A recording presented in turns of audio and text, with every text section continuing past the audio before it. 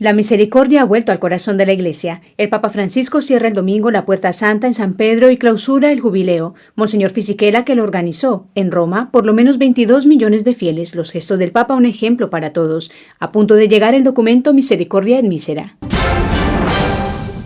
Justicia y amor con los excluidos. La última gran peregrinación del Año Santo ha sido la de los pobres y sin techo. El Papa, fingir que no vemos al que está descartado es volverle la cara a Dios, el testimonio de los que han abandonado la calle y de quienes les ayudaron. Los últimos en primera fila, dentro del jubileo de los excluidos, el concierto con los pobres y para los pobres en el aula Pablo VI, el compositor Ennio Morricone. Es un gran regalo para ellos, hago cosas muy sencillas. Monseñor Frisina, la música habla de corazón a corazón. Siria, la luz de la esperanza. Testimonios desde el Oriente Medio martirizado por la violencia, el patriarca de los greco-melquitas. Al peligro del ISIS, misterio de iniquidad, hay que hacerle frente juntos con los musulmanes. El metropolita siro-ortodoxo es un juego político, las religiones son víctimas. El vuelo de Carlo.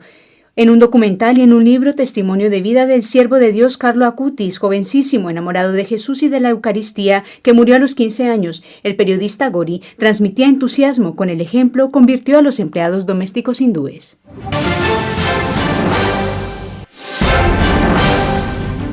El domingo, el Papa Francisco cierra la Puerta Santa de la Basílica de San Pedro y clausura el Jubileo de la Misericordia. Alessandro Di Bussolo recoge el balance de Monseñor Rino Fisichella.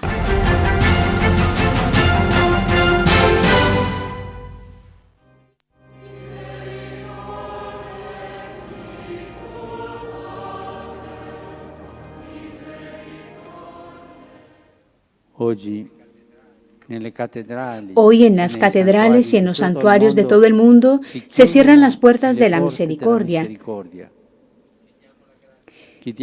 Pidamos la gracia de no cerrar los ojos ante Dios que nos mira, ni frente al prójimo que nos interpela. Guardiamo con fiducia al Dio della misericordia. Miremos con confianza al Dios de la misericordia con la certeza de que la caridad no tendrá fin. Así terminaba el Papa Francisco el domingo en San Pedro la homilía de la misa por el jubileo de las personas excluidas, mirando al Año Santo extenso, que ese mismo día se clausuraba en todo el mundo. Y por la tarde, en las otras 3 basílicas papales, los cardenales arciprestes clausuraron las puertas santas de un jubileo que abrió el Papa en Bangui, en Centroáfrica, el 29 de noviembre de 2015, y que clausuró este domingo en la solemnidad de Cristo Rey del Universo. El arzobispo Rino Fisichella, presidente del Pontificio Consejo para la Nueva Evangelización, a quien el Papa Francisco encomendó la organización del Jubileo de la Misericordia, esboza un primer balance para nosotros desde el Centro de Acogida de Peregrinos de Vía Conciliazione. La misericordia ha vuelto de verdad a ser el corazón palpitante de la Iglesia, de la vida de la Iglesia, y desde esta perspectiva no solo el jubileo lo ha logrado, sino que el gran reto es el de cómo continuar viviendo de la misericordia y siendo agentes de misericordia.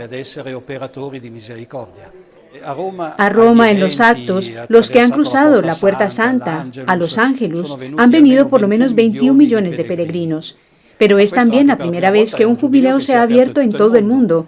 Las puertas santas, en las catedrales, en los santuarios, han permitido a millones y millones de personas vivir intensamente esta experiencia jubilar.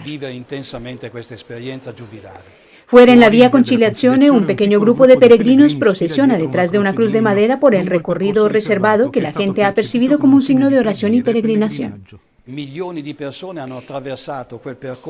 de personas han hecho este recorrido llevando la cruz jubilar y han dado a la ciudad, a los millones de turistas presentes en la Vía Conciliazione, les han dado el signo de que incluso en el caos de la ciudad se puede rezar y se puede vivir el jubileo como una experiencia espiritual. Nel caos della città si può pregare e si può vivere il giubileo come un'esperienza spirituale. Pero tampoco podemos olvidar a la multitud de personas que recibió las reliquias del Padre Pío y del Padre Leopoldo. Ciertamente no podemos olvidar el jubileo de los presidiarios, donde por primera vez más de 1000 detenidos vivieron como protagonistas, ayudaron a misa al Papa, hicieron las lecturas en San Pedro y de la misma manera muchas personas socialmente excluidas, sin una casa, sin techo, los disminuidos mentales vieron por primera vez en el atrio de San Pedro representar en mimo el Evangelio para que pudieran comprender en su lenguaje. Disabili mentali hanno visto sul Sagrato di San Pietro mimare il Vangelo perché lo potessero capire nel loro linguaggio. Son una serie de hechos que no hacen más que manifestar los rostros a través de los cuales se ha expresado la misericordia. Monseñor Fisichella guarda en los ojos y en el corazón todos los gestos extraordinarios del Papa Francisco en este año santo, que han sido importantes ejemplos para las iglesias locales. La visita al campo de la isla de Lesbos y el regreso con un grupo de refugiados en el avión impulsaron a muchas parroquias a recoger a los inmigrantes. Imágenes del Papa Francisco en su sencillez. Pienso, por ejemplo, en el Viernes de la Misericordia. Son imágenes que han dado la vuelta al mundo y han sido recibidas en todas partes como signos que, en su simplicidad, en su esencialidad, han manifestado el rostro real del siervo de la misericordia. Estoy seguro de que este año santo de la misericordia no puede ser considerado como un paréntesis en la vida de la Iglesia. Y pienso también que el Papa dará a la Iglesia líneas concretas para poder vivir y seguir viviendo el entusiasmo con el que se ha vivido este jubileo.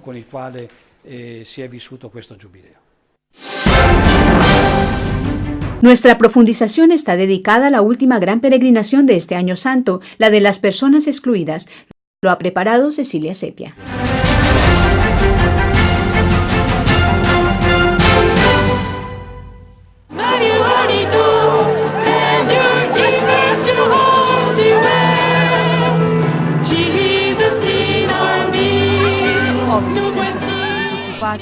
Pobres, sin techo, desempleados y excluidos, personas heridas por la vida que la sociedad a menudo evita tener en cuenta, fueron acogidos y abrazados uno a uno por el Papa para su jubileo, que clausuró el Año Santo de la Misericordia, un epílogo totalmente evangélico donde los últimos se han convertido en los primeros, recibiendo del pontífice escucha y ternura y el encargo de una tarea importante, la de enseñar al mundo la solidaridad y la paz.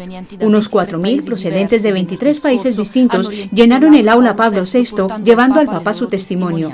Cristian tiene el rostro marcado por las calles, ha experimentado la cárcel y convive con la esquizofrenia, pero después de haber tocado fondo en 2014, volvió a vivir gracias a la comunidad Fratello y ahora canta en un coro. Robert, salvado por los Camilos, da las gracias a Francisco y le confía que tiene todavía sueños que realizar a pesar de su situación. El Papa le responde: No sé, pero sueñen.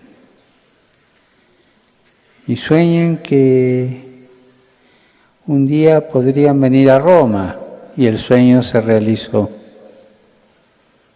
Sueñen que el mundo se puede cambiar y esa es una siembra que nace del corazón de ustedes. Soñar a partir del Evangelio y mantener viva la capacidad de reconocer la belleza aún en las cosas tristes, dolorosas, porque esto, afirma el Papa, significa dignidad. Yo sé que muchas veces ustedes se habrán encontrado con gente que quiso explotar vuestra pobreza, que quiso usufructuar de ella, pero sé también que este sentimiento de ver que la vida es bella, este sentimiento, esta dignidad los ha salvado de ser esclavos. Pobres sí, esclavos no. Francisco anima a los pobres a ser artífices de paz mientras recuerda que la pobreza más grande es la guerra, que la hacen los ricos, que lo destruye y lo aniquila todo. Finalmente, el pontífice les pide perdón por todas las ofensas recibidas, por las palabras dichas que han podido herirles y por las no dichas. Les pido perdón todas las veces que los cristianos, delante de una persona pobre o de una situación pobre, miramos para otro lado. Perdón. Entre las lágrimas de los presentes, un gesto que sorprende y conmueve es el gesto con el que Francisco clausura la audiencia, llamando a los pobres que están a su alrededor para que oren por él. La oración, afirma Carlos Santoro, de la comunidad de San Egidio, es el primer camino para la reconciliación, pero es fundamental ponerse de parte de los que sufren. Esta ciudad no sabe escuchar a los pobres. No los acoge, sino que los aleja del centro histórico. Es necesario intentar hacer comprender a la gente que dormir en la calle no es un juego, no es algo que guste y nadie lo elige conscientemente.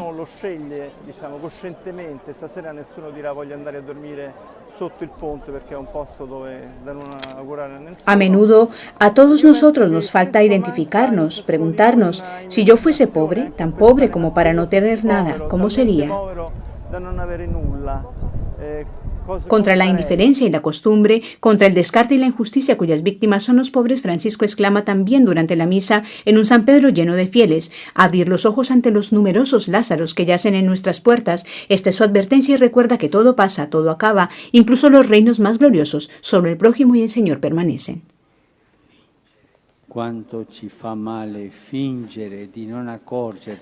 Cuánto daño nos hace fingir que no nos damos cuenta de Lázaro excluido y descartado.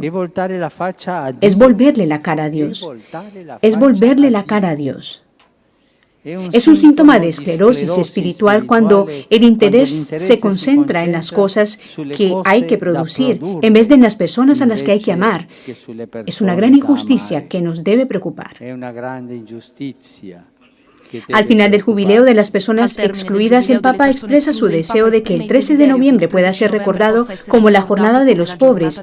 Incluir, ayudar, hacerse cargo del otro sigue siendo el imperativo de todo cristiano, porque esta proximidad salva la vida, como le sucedió a Sergio, que en el 99, después de haber perdido a sus padres, se encuentra solo, deprimido y empieza a descuidarse. Deja la fábrica donde trabaja y acaba en la calle, donde habría muerto si alguien no le hubiese tendido la mano.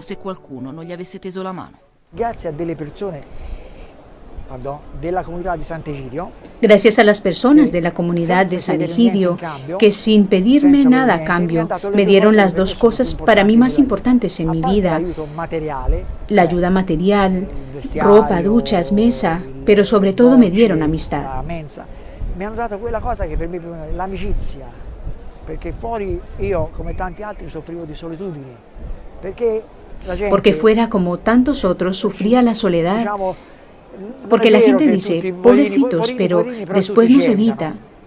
Nadie quiere tener un vecino vagabundo. Ahora estoy bien. Hice la solicitud de la pensión y hoy estoy felizmente jubilado. Pero sobre todo puedo echar una mano a las personas que han pasado y pasan necesidad, y los ayudo con mucha alegría y felicidad.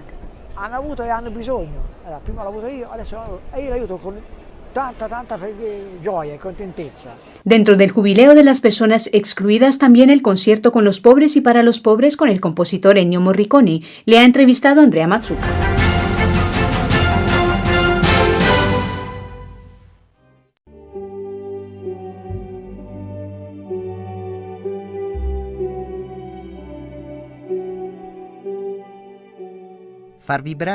Hacer vibrar las cuerdas más sutiles de los sentimientos humanos, tocar sus cumbres y sus abismos, solo es posible para la música. Es el lenguaje sublime y misterioso, capaz de teñir los corazones más afligidos con los colores de la valentía y de la esperanza. Por eso el viernes en el Aula Pablo VI, con motivo de la segunda edición del concierto Con los pobres y para los pobres, los últimos se sentarán en primera fila. A las personas necesitadas, en dificultades, que han huido de los países martirizados por la guerra, se les ha reservado un puesto de honor para escuchar los trabajos más famosos del maestro Ennio Morricone, que dirigió la Orquesta Roma Sinfonietta y el coro de la Accademia Nacional Santa Cecilia, junto a Monseñor Marco Frisina, que, alternando fragmentos de música sacra y reflexiones sobre la misericordia, dirigió el coro de la diócesis de Roma. El día antes del concierto, al final de los ensayos, entrevistamos a Ennio Morricone, ganador de 2 Oscar.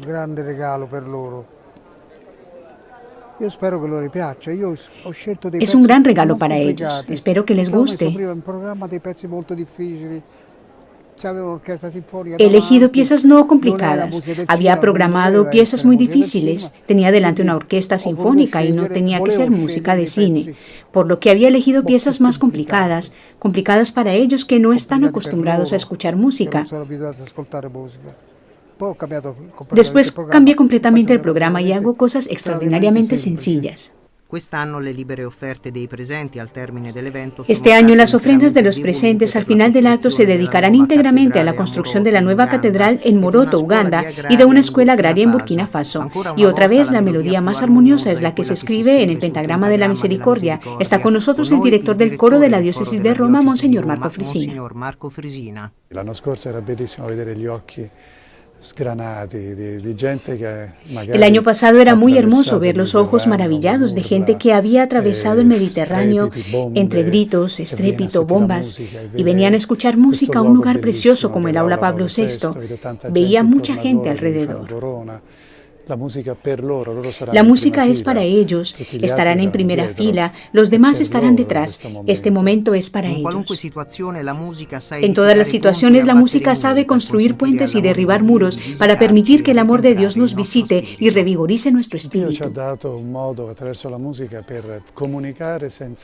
Dios nos ha dado una manera preciosa para comunicarnos sin palabras, sin conceptos, sin una lengua extranjera. En la música no hay traducción, no hay barreras. Se puede ser de religiones y de culturas distintas y unidos por un mismo corazón.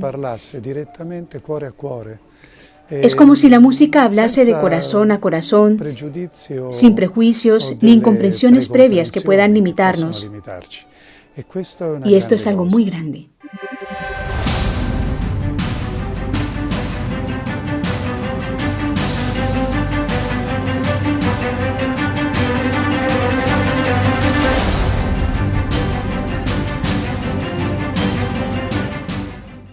El jueves por la mañana el Papa Francisco recibió en el Palacio Apostólico al Catholicos Mark Gevargis III, patriarca de la Iglesia Siria de Oriente. En la oración común por la paz, el pensamiento del Papa se dirigió a lo que está sucediendo en Irak y Siria. Allí se derrama sobre cientos de miles de niños inocentes, de mujeres y de hombres la violencia terrible de sangrientos conflictos que afirmó no pueden justificar ni permitir motivación alguna. El pontífice expresó también su deseo de una plena comunión eclesial y subrayó los avances realizados juntos en el camino de la unidad, exhortando a trabajar todavía más unidos en la caridad que recompone las fracturas y sana las heridas.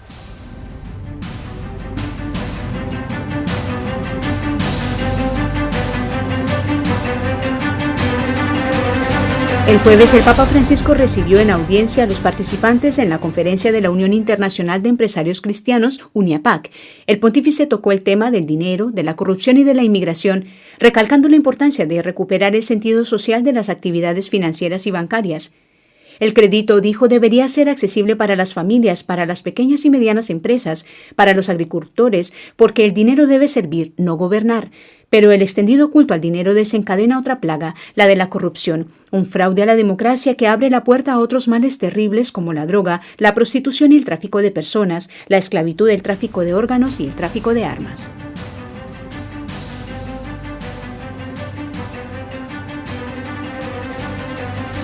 El miércoles, en la audiencia general en la Plaza de San Pedro, el Papa Francisco habló de una obra de misericordia que difícilmente se pone en práctica, soportar a las personas molestas. La invitación del pontífice fue la de hacer un examen de conciencia y ponerse siempre en el lugar de los otros.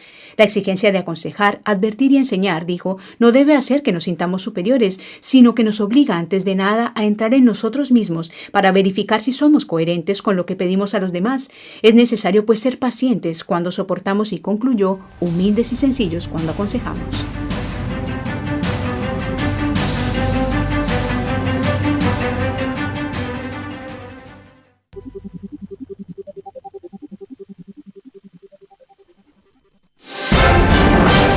La dramática guerra en Siria siempre está en el corazón del Papa. Ofrecemos algunos testimonios recogidos en el congreso organizado por el Pontificio Instituto Oriental. El reportaje es de Bárbara Castelli.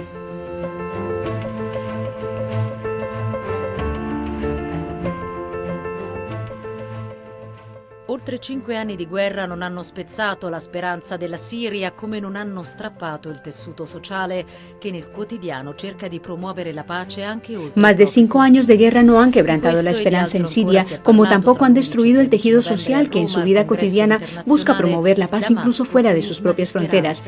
De esto y también de otras cosas se habló en Roma del 11 al 13 de noviembre en el Congreso Internacional Damasco, Prisma de Esperanzas, que se llevó a cabo en el marco de las celebraciones del centenario del Pontificio Instituto Oriental.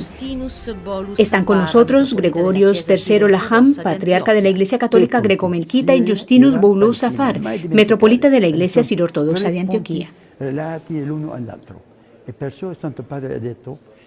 Es necesario centrarse en 3 puntos: Siria, Irak y Palestina.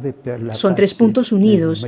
Esto es muy importante. Precisamente por eso el Santo Padre dijo, cuando estuvo en Jordania en 2014, que hay 2 claves para la paz en Oriente Medio.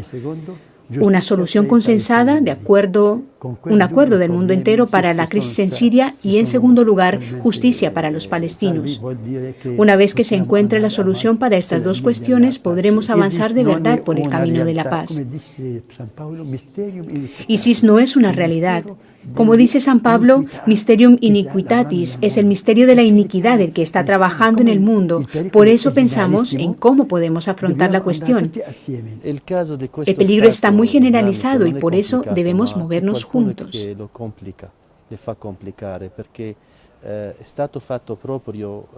El caso del Estado Islámico no es complicado en sí mismo. Son las personas las que lo complican. Esta organización fue levantada para llegar a ciertos intereses.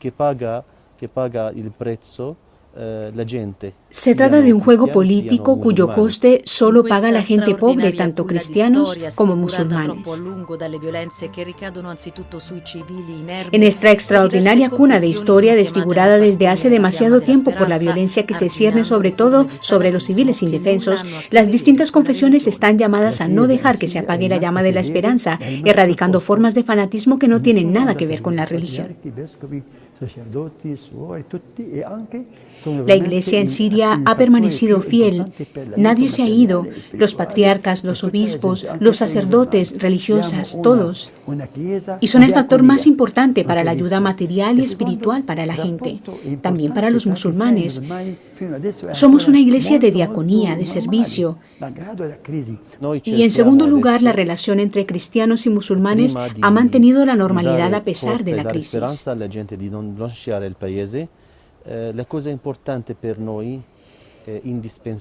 Intentamos dar a la gente esperanza, ánimo,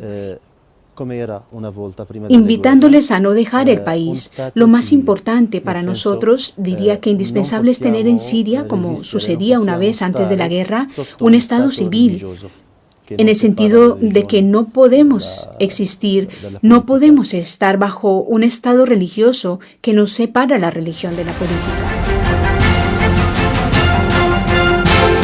Han sido presentados en el Vaticano un documental y un libro dedicados al siervo de Dios Carlo Acutis, jovencísimo apóstol de la Eucaristía que murió a los 15 años. De nuestra parte estaba Benedetta Capelli.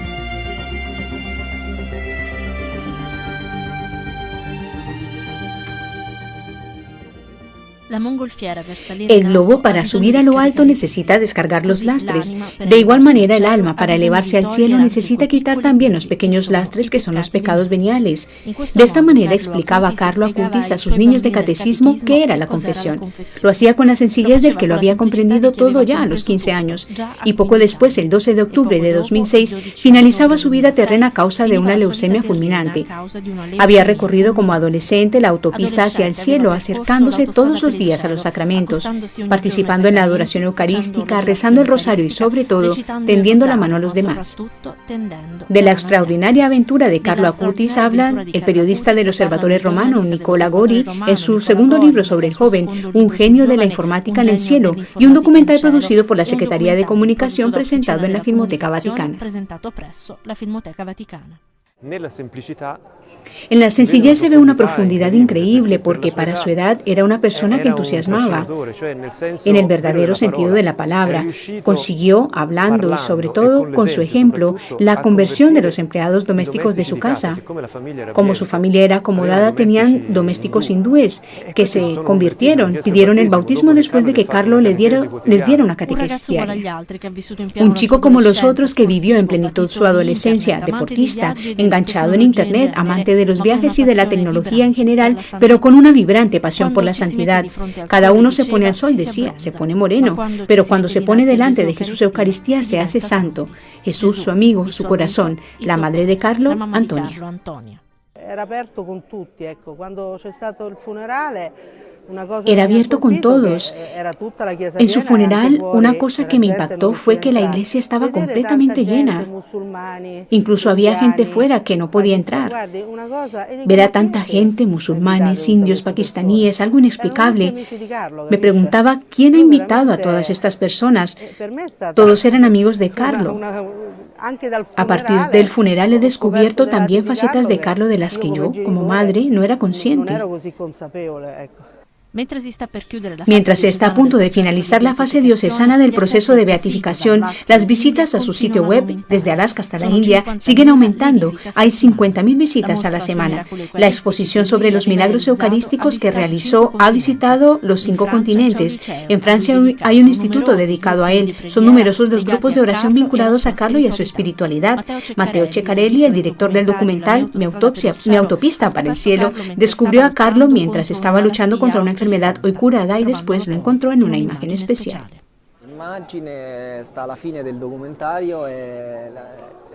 La imagen está al final del documental cuando él se mira al espejo dentro de una tienda, un bazar. Se autofilma con la cámara y abre el ojo y se mira a sí mismo mientras sigue filmando. Este era precisamente Carlo, una mirada hacia todos, el mismo que miraba el mundo, y esta es la imagen con la que más me he identificado. La felicidad, decía Carlo, es la mirada dirigida a Dios. La tristeza es la mirada dirigida a uno mismo. Una sencilla y gran verdad.